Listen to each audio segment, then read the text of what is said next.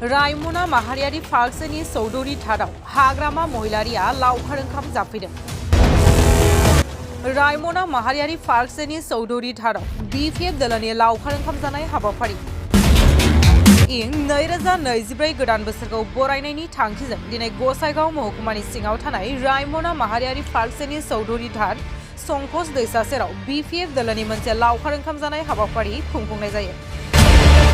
बे हाबाफारियाव BPF दोलोनि गोबां दैदेनगिरिफोरजों लोगोसे गोबां रायजो राजाफोर आरो BTCनि बारग'सिट हाग्रामा महिलारि बिथांखौबो बाहागो लाफैनायखौ नुनो मोननाय जायो। मख'नो गोनांदि बे लावखार ओंखाम जानाय हाबाफारिनि गेजेरजोंनो BPF दोलोखौ मोजां मोननानै गुबुन गुबुन दोलोनिफ्राय जयनिं जाफैनायखौबो नुनो मोननाय जायो।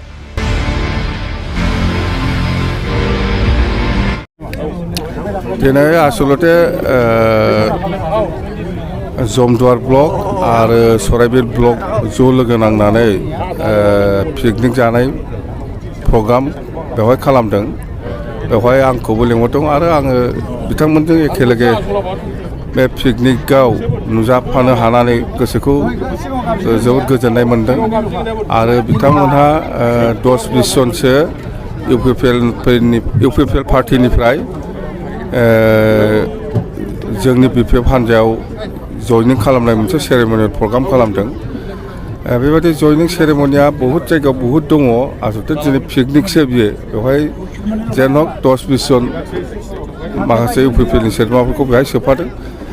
दा मथथे जोंनि BPF हान्जा हिसाबै फैगौ समफ्राव जोङो जयैनो मावलांनां गासिबो जाथि जनगोष्ठीखौ लानानै जयैनो मावलांनांगौ होननानै जों बेहाय जयैनो सावरायदों आरो जोंनि थांखिया बेनो जे जायगायाव सान्थि लाखिनाय, जायगायाव खौसेथि लाखिनाय आरो जायगानि उन्नति लाखिनाय बेनो जोंनि BPF हान्जानि आसल आदर्श। बे आदर्श आरो नितिखौ लानानै जों बयबो मावलांनांगोन होनलायनानै जों बेवहाय जयैनो ओंखाम जानायनि सिगां बेखौ मोनसे सावरायमेल हिसाबै जोङो सावरायदों। बाखि जेबो गैया। फैगौ समाव जाहाथे BTCनि गासिबो जाथि जनगोष्ठीया जयैनो थालायनो हायो, खौसेयै थालायनो हायो, बा जायगायाव उन्नति खालामनो हायो, बा जायगायाव सान्थि लाबोनो हायो। बेनि थाखायबो जोङो बोरै बोरै खामानि मावनांगौ बेनि सायावबो जों सावरायदों। बेखिनिखौ नोंथांमोनजों लोगोसे बे ओनसोलाव नुनो मोन्दों गोबां पिकनिक जानो रायजो राजाफोर फैदों। मा बुंनो सानो? बियो पिकनिक स्पट। गोबां गुबुन गुबुन जायगानिफ्राय गोबां मानसि पिकनिक जानो फैदों। बयबो पिकनिक जाग्राफोरनिसिम आंनि बोसोर गोदाननि अननाय, मोजां मोननाय आरो सिबिनायखौ बावहरबाय। बयनिबो गोसोआव गोसोनि जिथु उद्देश्य बियो फिउचाराव जाहाथे जाफुंसार होनो हायो बेनि थाखाय आङो इसोरनाव आर'ज गाबबाय। दिनै BPF दोलोआ बे जोंनि बे चौधुरी घाट जोंनि खेराइ खुंग्रा बाथौ धोरोमनि खेराइ खुंग्रा बेवहाय लावखार ओंखाम जानाय मोनसे हाबाफारि लादों। बेवहाय स्पेसियेलि जोंनि गसाइगाव जिल्लानि ब्लक कमिटिफोर दं। सराइबिल, जमदुवार, कसुगाव आरो गुमा, श्रीरामपुर बेनिफ्राय जोंनि पार्टि वार्कारफोर फैदों आरो रायजो राजाफोर फैदों आरो जयैनो जों बेवहाय पिकनिक जालायदों आरो हामलायथि होलायदों जाहाथे बोसोर गोदाना मोजाङै मोजां बारग'लाङो।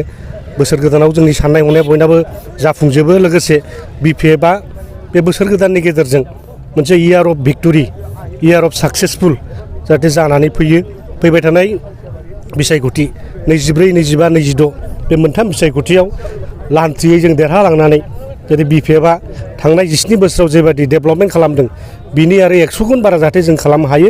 बेनि थाखाय जों रायजोयैनो जों अबं गसाइनाव आर'ज गाबदों आरो जोंहा फोथायनाय दङ जों सैथो लामाजों थाबायदों हिसाबै इसोरा जोंखौ अनगोन, आनान गसाइया जोंखौ अनगोन, गडआ अनगोन, जिसु ख्रिस्ट'आ अनगोन। जोंहा बिसास दं। दा बेबायदिनो जों मोनसे गेट टुगेदार हाबाफारि लानाय जादों। दाखालि मोनाबिलियावहाय एनएलएफबिआ हरनि समाव केम्पनिफ्राय होखारजादों पुलिस प्रशासनजों। सारा बिनि सायाव माबाफोर बुंगोन? बेथ' माने दुखु गोनां बाथ्रा। बिदि हर गेजेराव बिदि केम्पफोरखौ उठायनाया बे बेआइनि जादों। नों माबा मोनसे केम्प उठायनांगौ मानांगौबा मोनसे सरकारनिफ्राय मोनसे अर्डार फैग्रोनांगौ जे नोंसोर केम्पखौ भेकेट खालामनांगौ मानांगौ। खमसे खम 24 घन्टा 12 घन्टा सिगांबाबो मोनसे सरकारि अर्डार फैनांगौ। नाथाय बिदि खालामाजासे बिथांमोनखौ बिदि होखारनाया माने बेआइनि आरो खुब दुर्भाग्यजनक आं बुंगोन। जाहाथे इयुनाव जाहाथे सरकारा बिदि खालामा। बेहाय राजखान्थि खैसार दङ। बिथांमोनखौ खोनादों साननैसो सिगाङाव माखासे राजखान्थि लिडारफ्रा रायलायलांबाय थादोंमोन।